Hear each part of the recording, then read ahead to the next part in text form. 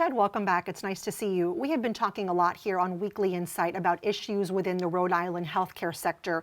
This time it's a major medical practice in the news and not a hospital. Yes, Michelle. Anchor Medical Associates, which is a significant primary care practice in Rhode Island, they've announced they'll be shutting down by June 30th.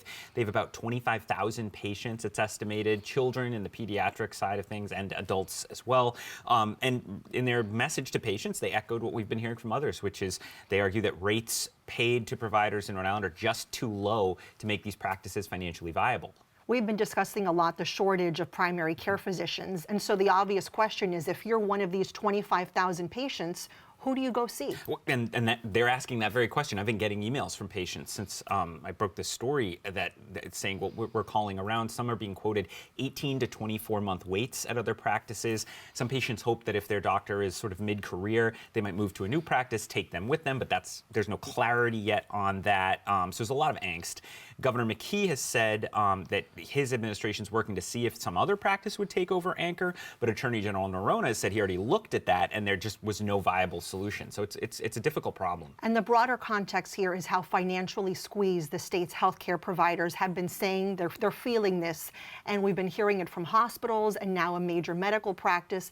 And unfortunately, there does not appear to be an easy fix. No, because it seems to be really about money, Michelle. And people saying there needs to be more money in the healthcare system, higher rates. But the state is currently running a deficit, or projecting a deficit, I should say. So it's hard for them to substantially increase Medicaid rates. There's also been talk about building a state medical school that would train primary care physicians, but that's a very long-term plan. The pipeline, it would take years before they'd be seeing patients. So it's just a very thorny problem. And of course, it's an issue that we'll continue monitoring. Let's turn now to one of the state's most prominent institutions, and that is the Roman Catholic Diocese of Providence. Pope Francis recently named Baltimore Bishop Bruce Lewandowski as the new bishop here in Rhode Island. At a news conference, Bishop Bruce, as he wants to be known, was asked about how he plans to handle political controversy. Let's take a listen to what he said. I've worked many years in the immigrant community, and apart from prayer, education, advocacy, and accompaniment. Education, we need to know issues before we jump to quick judgments about things. So government acts, it does things, and right away our emotions might flare. I always say, calm down, Bruce, stop, wait a minute. Let's think this through. Let's study it. Let's try to get underneath what's going on and really find out what's happening. And sometimes we're surprised. Our first perceptions or ideas about things might not be correct, or they might be off a little bit, or they might be correct. But you don't know that until you study things and delve into them a little bit.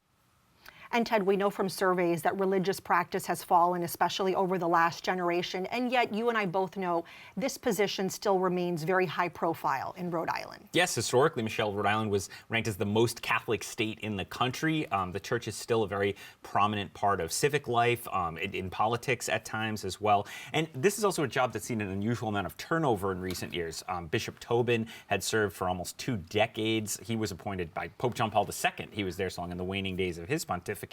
Then Pope Francis named Bishop Henning to replace Bishop Tobin, but then quickly decided, actually, I'm going to move Henning to Boston, where he's now the Archbishop, leaving Providence open again. And now we have Bishop Lewandowski. He's 57, born and raised on a farm in Ohio. And one of the notable things about him, I think, Michelle, he speaks fluent Spanish and Portuguese, and he referenced his work with Hispanics and the immigrant community in his remarks. So it'll be interesting to see if he weighs in on those issues. Especially because we know there are so many Spanish-speaking and Portuguese-speaking Catholics in this state. So yes. I'm sure they're very happy to see that. There's a high percentage of people speaking Spanish going to Mass right now, for sure. Yeah, always good to see you. Thank you, Ted. Good to be here.